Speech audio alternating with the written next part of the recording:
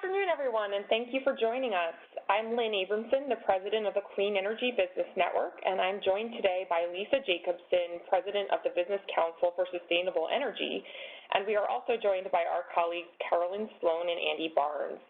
We're really excited to offer this webinar presentation with Capital Power today, which will provide an overview of carbon markets across the United States and Canada. And our goal in offering this presentation is to provide a basic overview of the structure of these markets for those of you who are not familiar with all of the nuances, and then dive more deeply into particular structural dynamics that impact the market opportunities for clean energy providers in various regions, as well as the emissions reduction goals for each of the affected regions. So before we turn it over to our speakers, a couple of quick things. A quick note of housekeeping. We are recording this webinar, and we will distribute the recording via email. And secondly, at any point, you can ask questions by scrolling to the top of your screen and clicking on the chat button and sending your question to the host. We will compile all of the questions and go over them at the end. And before we introduce our speakers, I'd now like to just briefly turn it over to Lisa Jacobson, the president of the Business Council for Sustainable Energy, to give a brief welcome. Lisa? Oh, thanks so much, Lynn, and welcome everybody. Really appreciate your time today. We are in for an excellent conversation. Lynn, laid out, some of the topic areas we hope to explore. We really encourage your questions and dialogue with us. The Business Council for Sustainable Energy has focused since its founding in the early 1990s on the intersection between energy and environmental policy, with a particular focus on environmental markets related to greenhouse gas emissions. So the conversation today is occurring at a time here in Washington where there are many conversations underway focused on climate change, what the role of the federal government should be.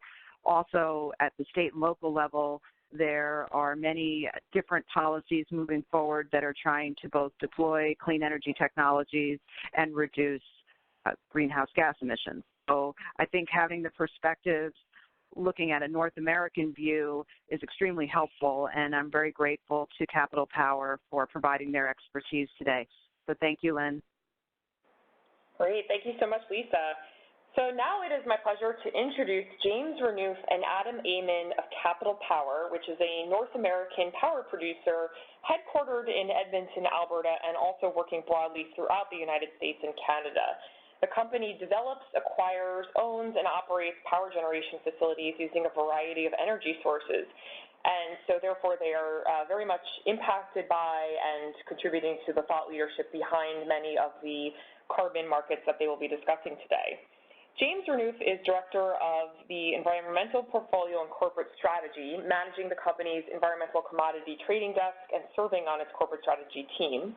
And Adam Amin is an environmental and power originator working on the company's renewable energy credit agreements and long-term offtakes for renewable generation assets. So James and Adam, welcome, and thank you for sharing your expertise with our audience today. And now I will turn over the presentation to you. Thanks so much, Lynn and Lisa, for the introduction. This is James Renouf here speaking. I will start off the presentation. Before I do that, I want to make sure I have a quick sound check and a check that the presentation is showing up on the screen. Does everything look good? We can see you and we can hear you loud and clear. Thank you. Excellent. Well, we can't see you. We can see your slides. Okay. Okay, without further ado, I'll get into the presentation here. In terms of the structure, so just for background, I'm located in our Calgary office in Alberta, part of Western Canada, and Adam is out of our Boston office in the United States. Generally, I'm going to be speaking to the sort of Canadian environmental markets, and Adam will be speaking to the U.S. one, so we're going to show some similarities and differences, but you'll see us change off throughout the presentation here. In terms of what we're trying to do, kind of probably a review of 40 to 45 minutes on the markets themselves and the remainder of the time for questions and dialogue. So, ideally leaving some time at the end there for those questions, but crafting sort of a high-level overview of the markets in North America previous to that. So I'll give a quick intro on who we are. We'll talk about confronting carbon emissions. So what is kind of the objective of environmental markets, and what are ways that that you can put policy in place to cause emission reductions. We're going to talk about where there are markets in place in North America. Adam will run us through kind of a cap and trade example, talking about typical constructs of a cap and trade market, and then an example from the Regional Greenhouse Gas Initiative, or RGGI, to cover that piece. I'll talk about the Canadian carbon pricing. Most of what we have in Canada is based on a carbon tax, but it has market mechanisms as well. And then we're just going to talk a little bit about an example of comparing the programs. As we are an electricity company, we're going to try and show some transparency if you were to compare the different cap and trade markets as well as the Canadian markets for electricity and how they put a price on emissions. We'll talk about what the emission reductions have been to date, as well as just some general observations from the market. And then, of course, open it up to questions after that. So with that, I'll get started. So we did have a quick introduction on Capital Power. We are a Canadian sort of based power company. Our head office is in Edmonton, Alberta, in Western Canada. But we do have generation throughout North America, i.e. in Canada and the United States. Our focus going forward is building wind and natural gas generation, and we currently have just over 5,000 megawatts of generation in operation. We've been involved in environmental markets since probably before 2007. We've had a price on carbon in the large industrial program within the Alberta market since 2007 based on a regulation that was passed then. And at that time, we started to look at things like offsets as a way that we could reduce our compliance cost and start participating. And I think from there, we saw value in finding ways that we can reduce compliance costs and also create credits for renewable energy. And it's something that's kind of spurred, you know, what is, I guess, the team that I manage of 5 people in total that we concentrate solely on environmental markets within North America. So with that, just the first section here is confronting carbon emissions. Just talk a little bit about the objectives, market theory, and mechanisms to assign costs. So folks will see on the screen there just the sort of warming projections. And the idea of this slide is just to start and position ourselves for sort of the context of the conversation around policy and programs that would put a price on carbon. And I'm starting with this sort of question of what is the problem that you're trying to solve with an environmental market? What I would suggest is most broader sweeping policy, federal policies, and some of the state policies are aimed at sort of a global issue, which is the chart that we see on the slide in front of you.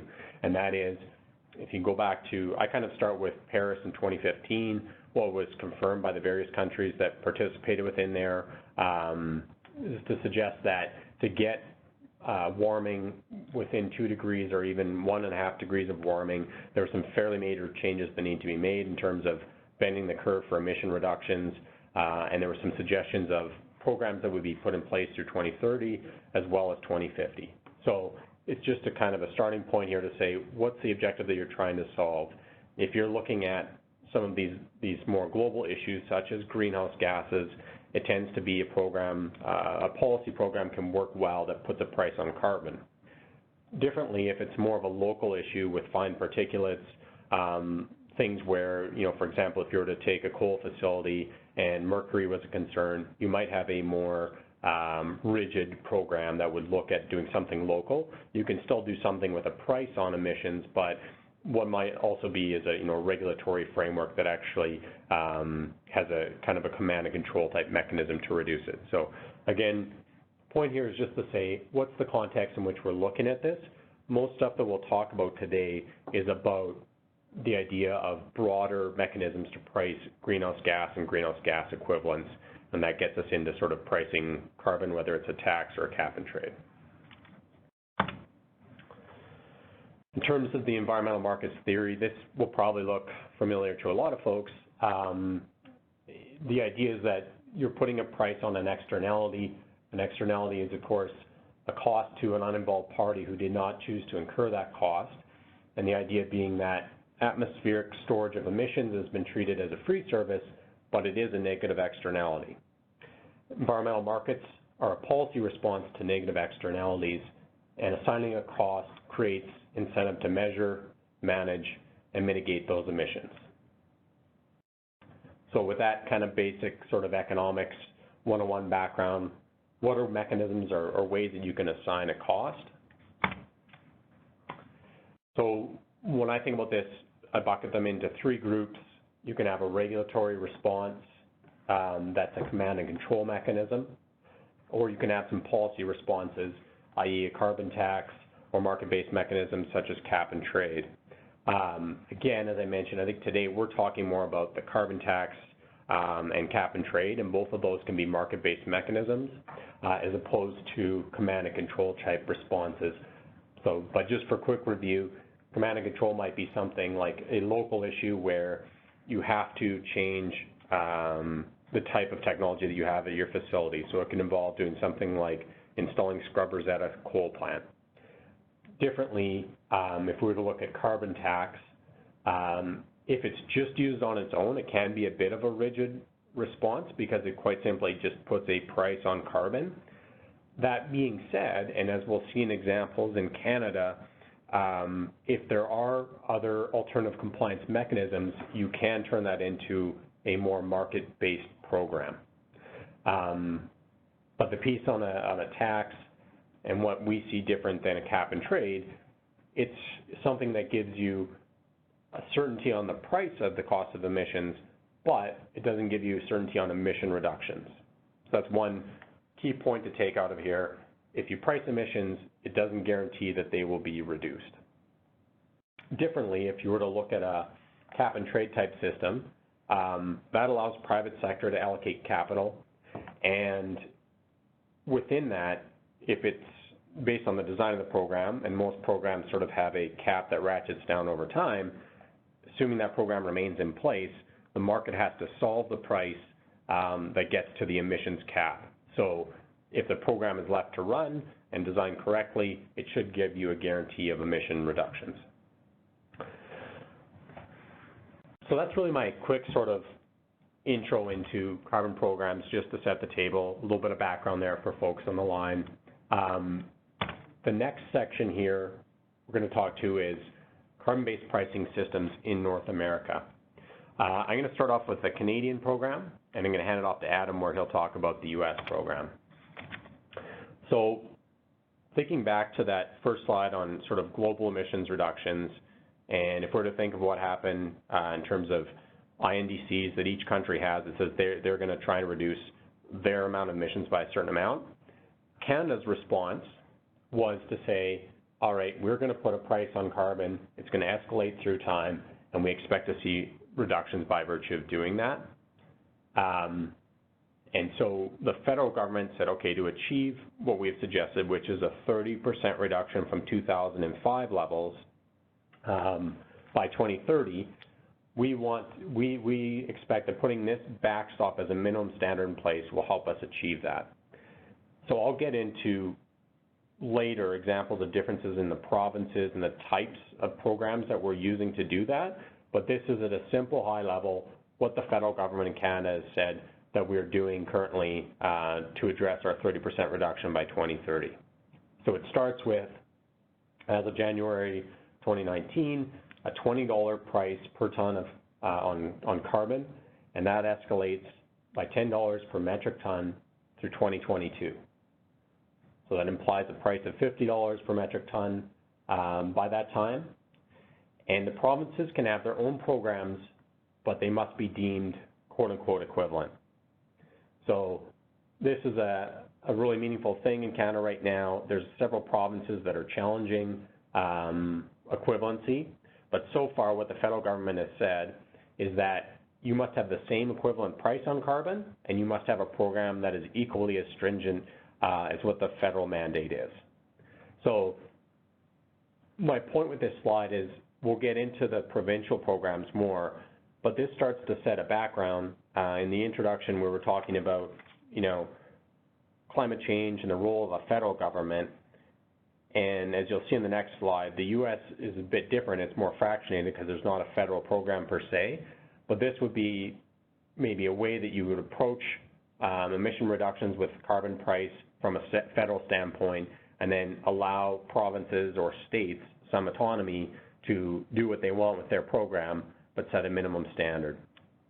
And the last thing I'll say on that one, it is a fairly stringent and ambitious standard. The 2022 timeframe was actually set for review, and what was suggested by the federal government is that if they're not seeing large enough emissions reductions, that they would continue to ramp up the price on carbon at that time. So with that, that's the quick overview of Canada. I'll hand it off to Adam to talk about carbon pricing programs in the United States. Thanks, James. And in terms of the U.S., as James had mentioned, on the provincial approach, the individual provinces have the ability of going out and determining the way in which they want to reduce emissions. And what's happening here in the U.S. is that since there's no federal program, the states have took it upon themselves to either pursue a direct carbon emitting or carbon reducing emission program similar to the cap and trade program that we're seeing in California and RGGI in the Northeast states, or through the RPS goals and standards that is pretty widespread throughout either the 29 states who have adopted the RPS or the 8 states that have adopted the renewable energy goals. And for this, as James had mentioned, we're going to focus mainly on the cap and trade program because that's the current and existing programs that exist in the U.S. that the cap and trade, and just by definition as a high level, the cap is the greenhouse gas emissions that put in the programs to be able to set a firm limit on the amount of pollution that is allowed, and then the cap would get more stringent over time and would basically ratchet down to a level or a target in which they want to reduce the emission by a certain time frame. So if it's 2.5% per year, which is the RGGI goal of what they've included, or if it's a certain time frame or a goal in the future to reduce emissions by 50% by 2050, those are ways in which they can achieve those goals. And the trade part of the cap and trade is the ability for the market participants or the speculators or the companies who have a compliance obligation to be able to buy and sell the allowances amongst one another. And so depending on the supply and demand balances, that will determine what the fair value of the market price is going to be. And as you can see from the different markets, in the RGGI market, the dollar per ton is somewhere between the $5 to $7 range, whereas in the Western Climate Initiative or the California Cap and Trade Program, the price is closer to $20 a ton and currently trading around $18 a metric ton. So it depends on the way in which the program is constructed, the mechanisms in which they decide to deploy the emission reduction, and the way that they want to set the framework, whether it's a floor price or a ceiling, to be able to achieve the goals that they want to achieve. And what ends up happening from all of this is that the compliance entities, as the price gets more expensive, will become a bit more innovative or pursue some energy efficiency technologies that would be another way in which they would reduce emissions. And so because there are only so many allowances available within the cap and trade program, the total pollution will eventually drop as the cap falls, or the compliance entities will take measures to reduce the emissions on their own. And so from the indirect side, so the direct side of the carbon emissions would be a cap and trade type program, but on the indirect side would be the renewable portfolio standards. And in this case, the renewable portfolio standard in the U.S. is pretty widespread, and it basically requires the utilities to purchase a specific percentage of their electricity from a renewable resource like wind, solar, or hydro. And so it depends on how those states are going to deploy their RPSs, and there could be slight nuances between each state. But in the end, the goal would be to diversify the energy mix to eventually reduce emissions. Even though they're targeting the development of renewables, the end goal remains the same. So James, you can flip it to the next. And so the example that we wanted to present, and it seemed based on the audience that we have, a majority of the participants or the members are maybe more concerned with the Eastern RGGI cap and trade program that affects the 9 states in the Northeast and the potential of Pennsylvania, New Jersey, and Virginia joining over the next couple of years. So first, we're just going to talk about the comparison between the East and the West, or the RGGI versus the California cap and trade. Then we'll go into the fundamentals of what it currently shows. And then finally, excuse me. Finally, we're going to talk about how the market is constructed and the historical pricing, not only between the RGGI program and the California program, but also comparing it to the Canadian program as well. So in terms of the comparison between RGGI and the Western Climate Initiative, the RGGI market only regulates the electricity generation, and so it's only fossil fuel-fired electric power generators who have the capacity over 25 megawatts. And the important thing to note as well is that it only covers the CO2 emissions, whereas in the California cap and trade program, it covers additional greenhouse gases that are not included in RGGI. And so even though there's a slight nuance between the programs, the fact that the RGGI program does not include the transportation sector makes the overall cap a bit lower, and there is some consideration from RGGI or from the states themselves to include the transportation sector in maybe the next level of iteration of the way that the cap and trade program will evolve, because as of now, the RGGI program with only the power sector only reduces the emissions from about 18% of the total emissions within those states.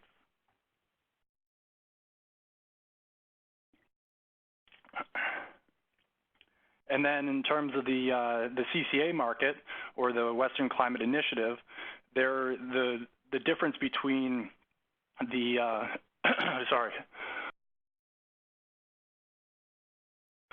the difference between the Western Climate Initiative and RGGI is the fact that they have free allowances that are given to certain industries and certain manufacturers who otherwise would have, whether it would be, sorry, I shouldn't have had lunch before this. So they focus on the transportation and fuel sector, and then they also are giving out free allowances to avoid some leakages and slippages, some slippage between certain industries. So the allowance allocation that's given out is a different way in which they decided to pursue making sure that they're not forcing the industries to comply to these emission standards without losing the GDP growth or losing some of the manufacturers of the industries to the surrounding states. And so the similarities or the commonalities between the two is the fact that they are both cap and trade programs. They're both market-based, so you have the ability of buying and selling allowances between all the different participants, and they do have quarterly auctions that are offered, and there's a fixed price that is determined at the end of each quarterly auction that is a singular price.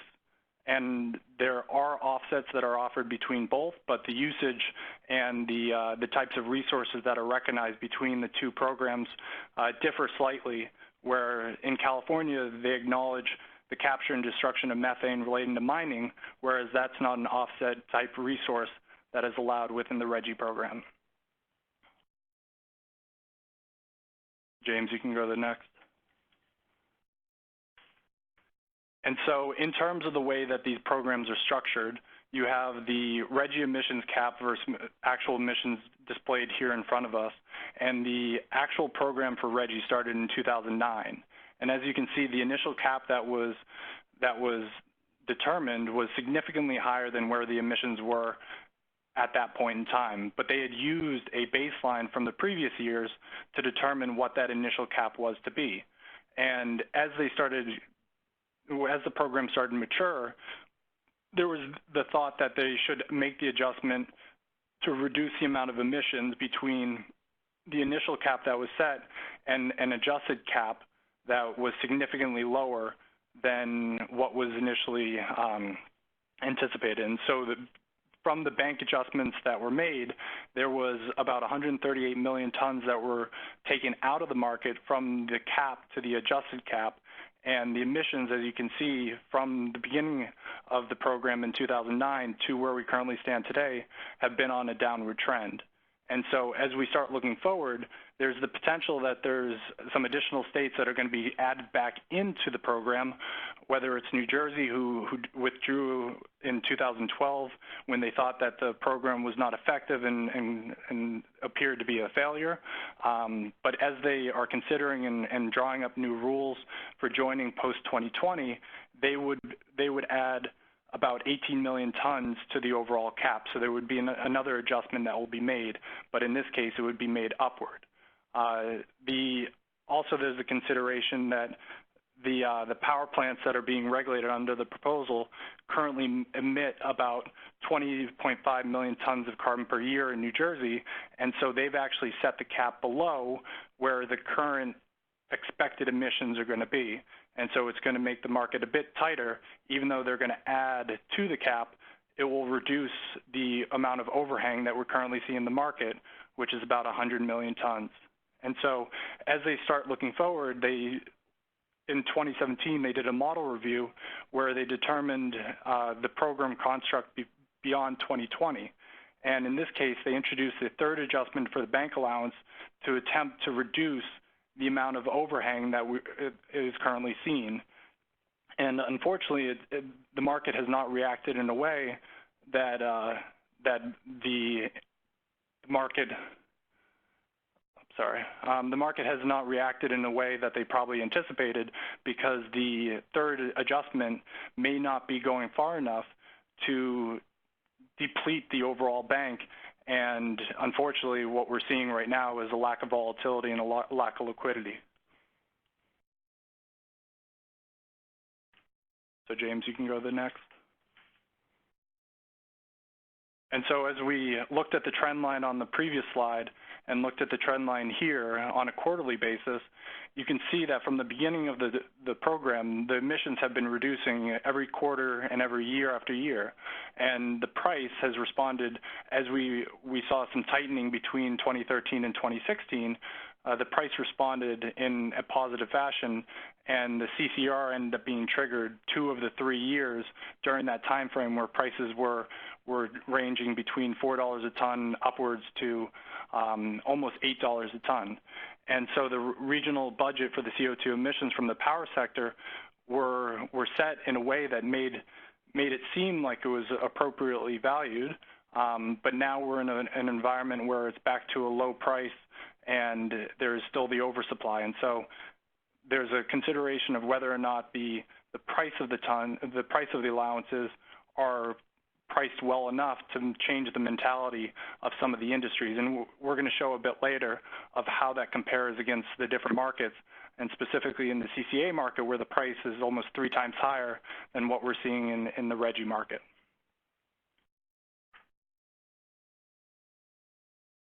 And in terms of the success of the program, or how well it has performed, I think the advantage that RGGI has over the California market, when you start talking about the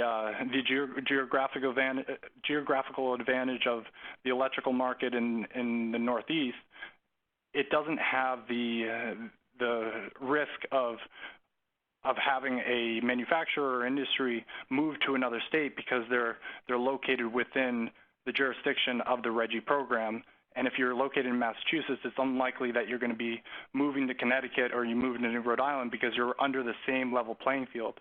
But unfortunately, within California, if they didn't pursue the free allowances, or they didn't have the ability of structuring it in a way that prevented industries and manufacturers from moving, it would create an unfair advantage, and you would see a lot more mobility, or you would see a lot more industries moving elsewhere. In terms of the program review, it's been unpredictable because of the uncertainty surrounding the timing of when the program reviews were going to occur and what type of adjustments were going to be agreed upon. Over the program of RGGI, there's been 3 adjustments, and each adjustment, wasn't exactly sure how much was going to be reduced off of the cap, and where we currently stand, there's still uncertainty post-2020 of what's going to happen because of the way in which they structured the program.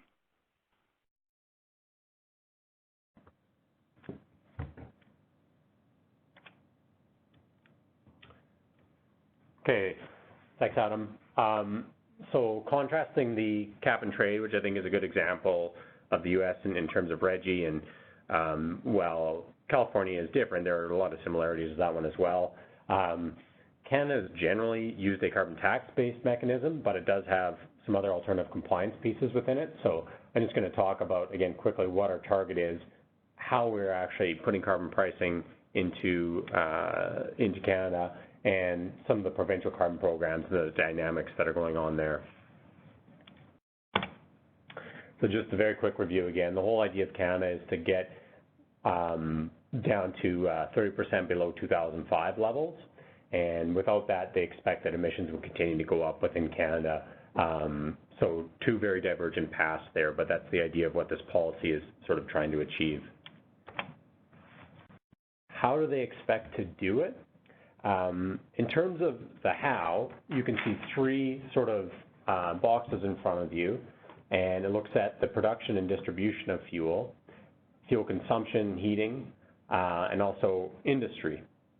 And essentially, the idea is to price carbon at those three levels. And so similar or to the U.S., in terms of a production distribution, Canada has suggested that it will bring a clean fuel standard in place, and it's going to be based on the carbon intensity of the fuels created, and there's opportunities to be a renewable fuel supplier that has a lower than baseline carbon intensity within that market. The clean fuel standard is just currently sort of a draft right now. It hasn't been put in place yet as a program, but that's an example of how Canada is putting a price on production distribution.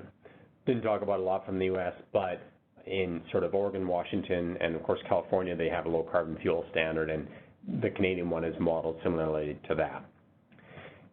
Outside of that, in terms of sort of the economy-wide carbon pricing, the suggestion of how they're going to put the carbon tax into the market is for individual consumers, when you basically buy fuel at the pump, or when you heat your home, you get charged based on the emissions that are in that fuel. So I think $30 a ton is roughly 7 cents a liter of what we get here. So I don't know if I can do the quick conversion to gallons on that, but probably a couple cents a gallon as an example of how that impacts drivers.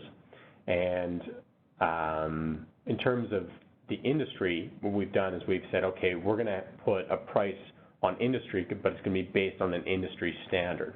So the key piece here is that the consumer would take the full freight cost of carbon tax. So if you talk about a tax that's $30 or $40 or $50, they would effectively have to pay all of that. Differently, if you emit over 50,000 tons for an industry, for each type of industry, and we're going to talk about electricity, the government will set a standard, and if you're below that baseline, you can effectively create a credit, and if you're above that baseline, you have to pay the difference between your emissions and the baseline multiplied by the carbon price. So it creates some incentive and some market-based mechanisms, and this is a little bit of what I was suggesting before we think is best practice for not just having a tax in a market, but creating some market-based mechanisms and alternative compliance mechanisms within that that allow you to sort of create some value from them. Now, if you remember back to the original slide I had, it was all covered in red, and that was called the federal backstop that creates a minimum standard. What you see in front of you now is obviously a map that has a whole bunch more color in it. And as I mentioned, each province is allowed to put in place its own program to the extent that it is deemed equivalent. In terms of the provinces that are green there, those have programs that are deemed equivalent. So that is BC on the very west coast, and the large green blob there is Quebec. Quebec is the one province we have that does have cap and trade, and it's part of the Western Climate Initiative with California. Now, elections do have consequences. And what we've seen in Canada, the two large emitting provinces have changed from a more liberal government to a more conservative government. So we saw that in Ontario. They were originally part of the cap and trade program, and they exited last July with the election of Premier Ford in Ontario. What had happened with that is they have now been pushed back into the federal backstop. So they actually still do have a price of carbon in terms of when they pay for their fuel and for the large emitters within the province. Alberta, which is my home province, is covered in yellow there.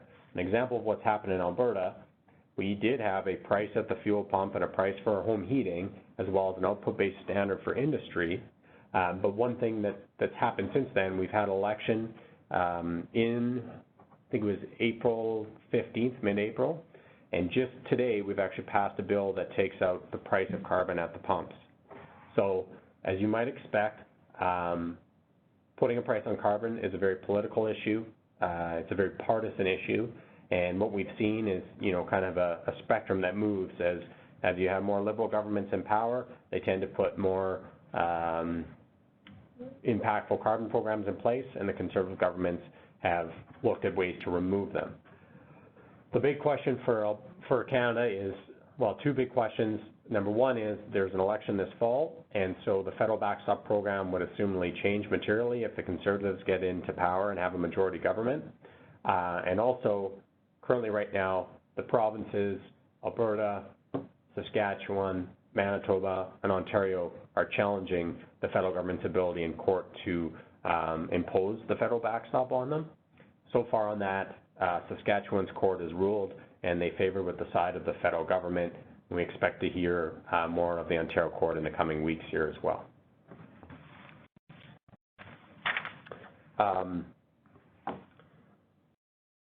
So maybe the last piece I'll just mention, in terms of the actual programs that are in place, Alberta's program for industry effectively has that output-based standard.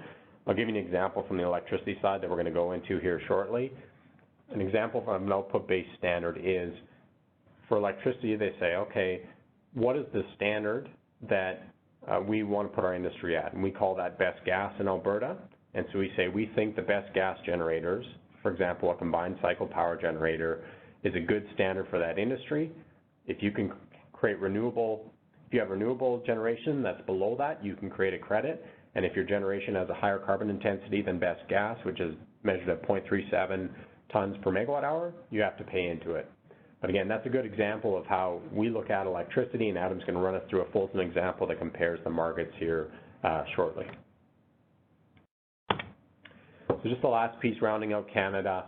In terms of the scorecard, you notice different than RGGI, we sort of give it the same check mark for equity. This is generally across programs. Because we generally have an output-based standard, it puts industry in the same standard. You all have to compete versus one standard, and so we're kind of saying, yes, equity is very reasonable. In terms of clarity, well, a carbon tax does create some clarity on price. Because there's so much change in terms of the provinces and fights between political jurisdictions of federal government trying to impose something, provinces creating their own program and potentially putting it back, it creates a real question mark on clarity. And unfortunately, that impacts the stability. And the way I'd like to think about that is, it's not just the price on carbon that can be meaningful, but a key takeaway is that when you're thinking about a program, it needs to have stability. We're a power generator. We invest in assets that have 30-plus year lives. It's really hard to make big, meaningful capital investments if we don't have stability in a program. So with that, just going to go on to our last section here. I'll pass it back to Adam to give us a little bit of a sort of program comparison with the electricity market. Thanks, James. And in terms of the comparison, you can go right into the slide, James. We just wanted to show what type of impact that these markets and these programs have had on the dollar per megawatt hour adder as we consider our ability to be able to dispatch our facilities into the territories or the implications of these programs on the price of electricity. And so the example that we wanted to provide was we had just recently acquired a natural gas facility in Arizona. And so there's the ability of us either selling and dispatching that power locally or being able to transport and export it into California. And so the determination that we make as we look at the price of the local electricity compared to the price of California, we need to consider not only the transmission costs, but also the emission costs that comes along with selling power into California. So in this example, we just wanted to show if we were a coal facility rather than a natural gas facility, it would be a $10 more per megawatt adder onto the price of the dollar per megawatt hour. And so right now, as we look at it, if the economics make sense and there's an arbitrage opportunity for us to be able to get it into California by adding that $7.46, then we would do that. But in this case, you can see it's completely different, or it's significantly different than what we should see in RGGI, and it's mainly driven by the price of carbon, or the dollar per ton. So the 3 times more expensive CCA product has a $7.46 adder if we export into California. Now, if that same facility was located in one of those 9 Northeast states, it would add about $2.62 onto our ability to dispatch into one of those states where it has to comply with the RGGI emission. So it's a difference of $5, but as you start looking at the comparison into a coal facility, it becomes meaningful and significant to the fact that we probably would not be able to export unless there were times where it was incredibly favorable into California if that same facility was coal. And James, do you want to mention how the dollar per megawatt hour adder works from an Alberta and a Canadian federal market? Yeah, just quickly, you can see there's the Alberta and the Canadian federal piece there. And you'll see the implied price in Alberta today is $30 per metric ton for the large emitters. Federally, it's $20. As I mentioned, that escalates over time. But it's important to understand for transparency, that doesn't mean that the full freight of that price is embedded. So it all depends on the emissions factor versus the standard. So based on the Alberta program, coal would have to pay an adder of $18 versus the federal program and what was set out. The standard starts at 0.8 and escalates down, but you can see that the additional adder or the impact on variable cost of a coal unit is less under a Canadian federal program. In terms of natural gas, they're fairly similar because the standards are based on a similar standard, but it's just the point being there that it's not just the price of emissions, it's based on the stringency or standard that you pick up as well for the industry.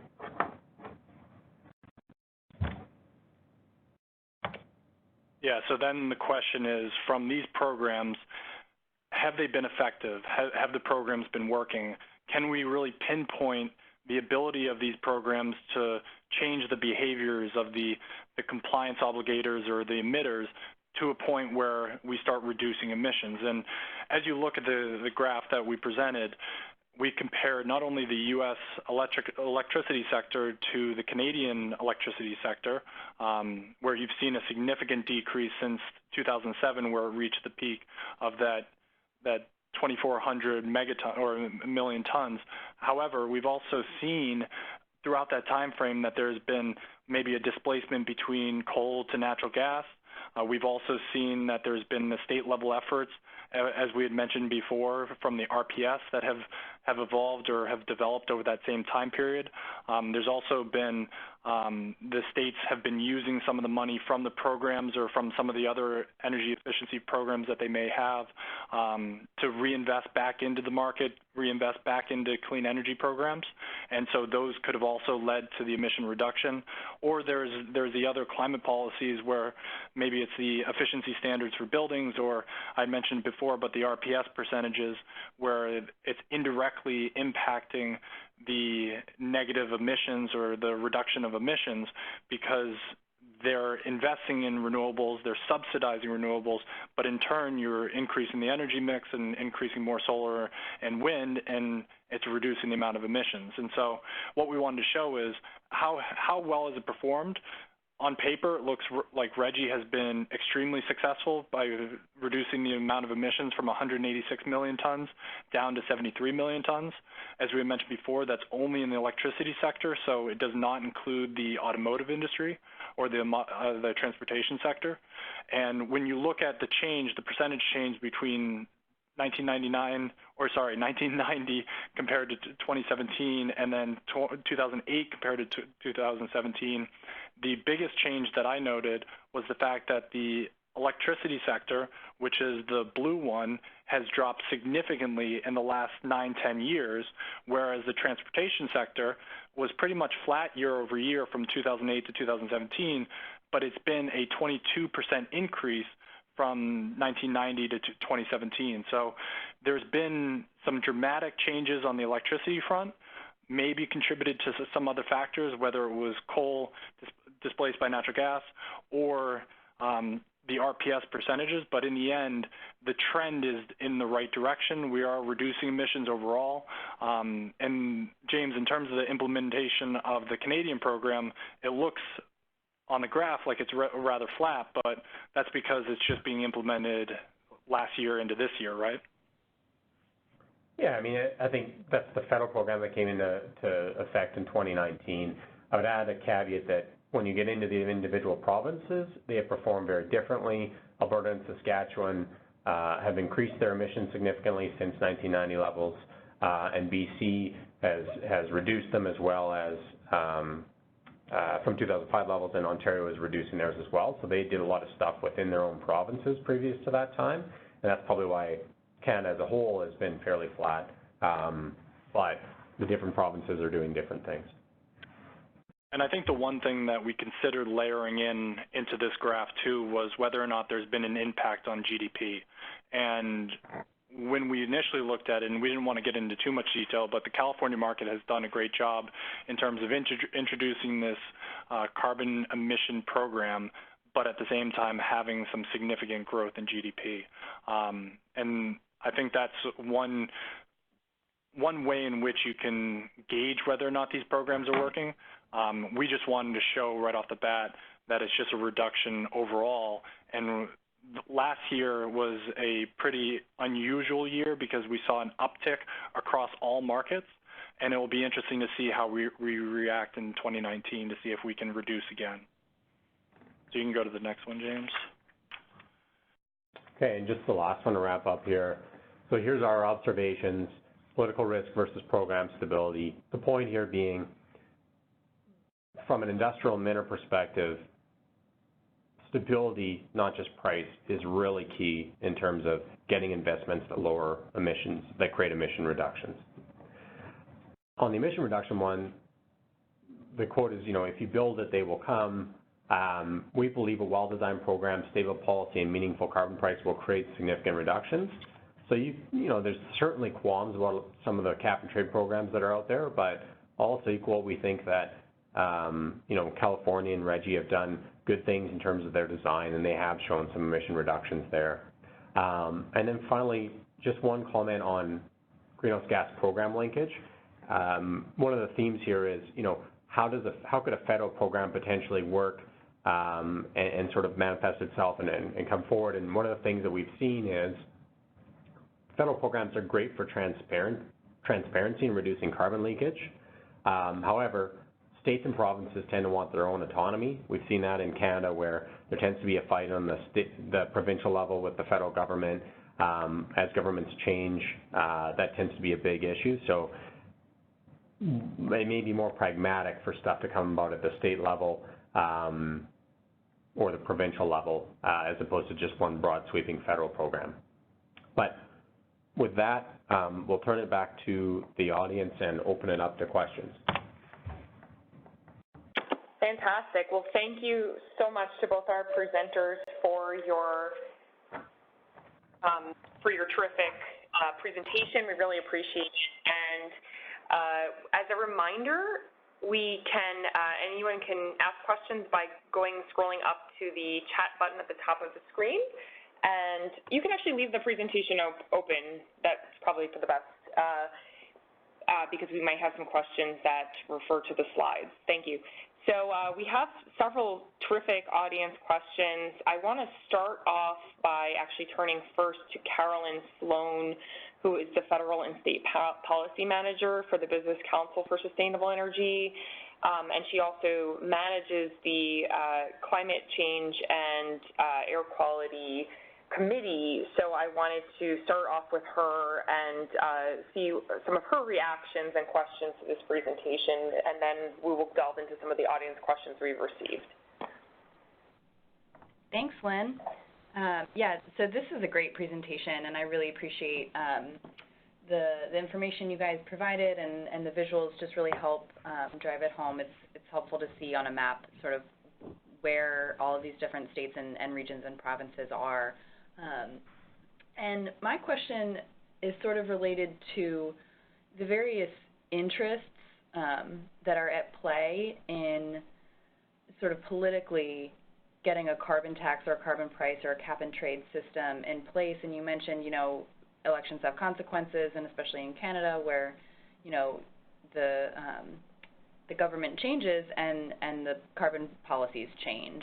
And so I'm sort of wondering how industry has engaged, specifically in Canada, if they are, you know, it's not a monolith, but, you know, generally in favor of pricing carbon, or if you guys are sort of outliers as a power company, you know, engaging on this. And then also sort of individually, like are Canadian citizens sort of accepting of this price on carbon, of the federal backstop, of the programs that have been in place at the provincial level, and so sort of what the reaction has been there. Okay, that's a great question. It's a bit of a loaded question, so I have to be careful how I respond to that. Maybe for the industrial sector, I can give a couple anecdotes from Alberta, because that's our home province, and we are the highest emitting province and also the province with the largest sort of industrial sector. So by way of sort of looking at that, we had an NDP government until April of this year for the last 4 years, and they put in a new program called the Carbon Competitiveness Incentive Regulation, or CCIR. And it rewarded those that were below the industry standard. And now with the program that has been suggested by the current Conservative government, it rolls back this idea of an industry standard and potentially could do something that resets a baseline and is based on a facility output level. I would suggest, I'm not suggesting that will happen. The actual sort of regulation is yet to come out. It's supposed to come out in October, so I want to qualify that I'm suggesting this based on what was put in the campaign policy. But I think the reaction of industry to something like that would be a bit frustrating, because you have some early adopters that did things that would reduce emissions and hopefully create value for their company, and potentially they aren't being rewarded.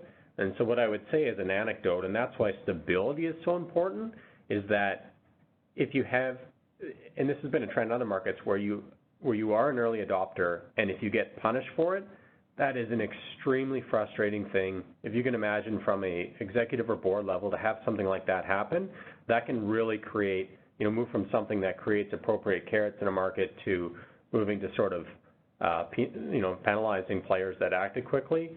That's an outcome that we certainly wouldn't want to see, and that's why we advocate so much for the stability. I think the reality is, it's a big part of our economy in Western Canada and Alberta in terms of the fossil fuel industry, so it'll continue to be political. In terms of the general adoption of people and the price, I don't think I can comment that much, other than, you know, I think generally there's more, it depends. I think what we saw in Alberta was some reflection of people that were a bit frustrated by the price at the pump, with a kind of a view of, is this just another tax? But I couldn't speculate as to the general view of people of whether or not they support a carbon tax. Okay, that's helpful. I was thinking, you know, you don't have the sense that like a yellow vest type outbreak is about to emerge, that people are that unhappy with it, but that's, you know, can be hard to tell. Yeah, I think, again, that's something that we pay attention to a lot, is creating that stability for companies. So we certainly take that point to heart, that it's really critical for especially early actors to hopefully be rewarded and certainly not be penalized for adopting these policies early and doing the work ahead of time. So that's something that we look at from a U.S. perspective and see as really important in these policies. Great. Well, thank you. Thank you for that dialogue, Carolyn and James. And now a question, I guess this really could be addressed to, you know, either James or Adam, but one of our audience members asked about if done any comparison of the efficacy of market-based programs, you know, the particular mechanisms you've focused on here with the carbon pricing, to other programs such as RPS standards in terms of the emissions reductions. And you talked a little bit about this on your slide, you know, comparing the emissions reductions of RGGI, the California cap and trade, the U.S. and Canadian programs, and you kind of noted that part of the calculation in that down slide in U.S. emissions has to do with those state-level programs such as RPS, but have you seen or have you done any analysis of the efficacy of those types of programs? Yeah, I think, this is Adam, from a RGGI perspective, we've seen the mechanism that they structured at the very beginning with the ECR, which was intended to, and I should have clarified it before, but the ECR is the emission containment reserve. So what ends up happening is that if the price ends up being higher than the predefined levels that they have in place, then they'll release additional allowances above and beyond what the cap is. And if, James, you can go to the slide with where the CCR is triggered, and it is the second graph within RGGI, you can see that the price in the secondary market was trading actually above the CCR predefined level, and the price continued to increase. So the mechanism of that, whether it's a floor or the ECR, should have released some additional allowances, causing the price to go lower, but in 2015 and 2016, when the CCR was triggered, it actually had prices continuing to go up because of the coverage ratios and how much interest there was from a buyer standpoint.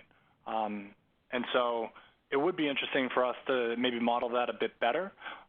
James, is there anything within the Canadian market that you could point to?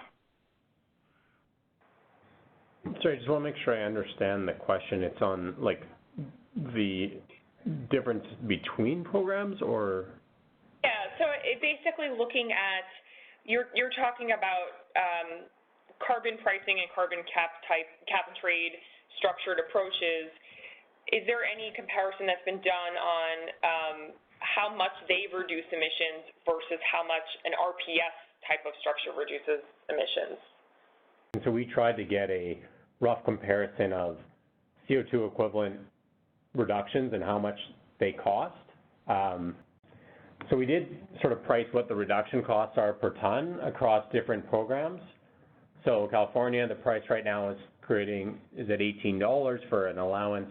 You can buy an offset that some of your compliance can be served through for $14. In RGGI, you know, an allowance per metric ton, because they're actually short tons, is about $6. But you can see in the pricing programs there, if you looked at a REC and you assumed a certain GHG per megawatt hour, certain tons per megawatt hour, and I took just a broad view of what ISO New England was, your reductions in terms of a price per ton are really expensive, especially from a sort of home solar program. So it depends exactly what your objective is, and that's why RPS is a bit tricky, because there is more to it than purely reducing emissions. But all else equal, if you're trying to get just that transparency and what's the cost to reduce per ton, I would offer that those programs tend to be a bit more expensive than a pure cap and trade program, or even just, carbon tax or an offset. Okay, that's helpful. Thank you. So being at the top of the hour, we'll just take one more question that we received from our audience, and I think this is a very good one. One of the criticisms of market-based programs is that it can make emissions in environmental justice communities worse, and this participant was just curious if you had any ideas on how you can structure programs so that we are also reducing emissions in environmental justice communities. Well, I mean, this maybe goes a little bit to the initial one, and I probably don't have a perfect, elegant answer for it, but is the objective global or local? And so my simple answer to that one is some of the money should be recycled back locally, but from a pure pricing perspective, for example, we've seen some challenges in California about offsets. And so our view as a company is that offsets are real, verified emissions reductions, and those are an important thing that need to be done for this global issue. But no, they don't help on the local level. But I wouldn't say that, for example, California has went and said, well, in the next iteration of the program in 2021, the offsets need to have a direct environmental benefit to California, and we're going to reduce the amount that can be utilized. Our view would be that's not a great instrument to sort of to solve that problem. So ideally, I think what I would suggest is those things that help reduce global emissions should be incentivized and can be part of a market-based system. And ideally, in the construct of the program, there can be flow back of money into those local regions that can help solve some of those environmental justice pieces. That's just my personal view on the matter and how I would look at that one, but that's my take on the issue. Yeah, and I would think one thought could be also that the air quality regulations that are put in place could also help get at some of the local issues that could be triggered. All right, I know I said we're taking that one question, but I was just going to do one more that I think also gets at some of the themes you raised. You did some discussion of the electricity versus transportation sectors and, the degree to which each of these various markets regulated those sectors. But here's a question about mobile sources, including, we could be talking about not just vehicles, but also aircraft. As we see more decrease in emissions at industrial facilities, we are seeing this uptick in emissions in the transportation sector. And what do you predict that is possible as a policy mechanism to get all of the programs to actually reduce the transportation sector emissions as well? What are some of the vehicles for that? Well, I think the simple one is, touched on it very briefly. In the U.S. slide, it talked about a sort of clean fuel standard program. Now, that doesn't as much get into the aviation component, and there's consideration about ways to reduce emissions from aviation from a more global program. That one I'm not that well versed in, but I would suggest that because transportation is such a meaningful sector of emissions, that's why you're seeing a low carbon fuel standard in the sort of the West Coast states in the U.S., as well as a suggestion that one will be put in place in Canada. And that would be, in a simple answer, the instrument that you would use to reduce the carbon intensity and reduce the emissions from the transport side. Terrific. Well, thank you very, very much to both James and Adam for your terrific and very thoughtful presentation today. Thank you for everyone who took the time to join us on this call. As I mentioned, we have recorded this. We will provide the slides as well as direct you to the ones that were referenced during the questions, and we will circulate that by email. So thank you, everyone, and have a great afternoon.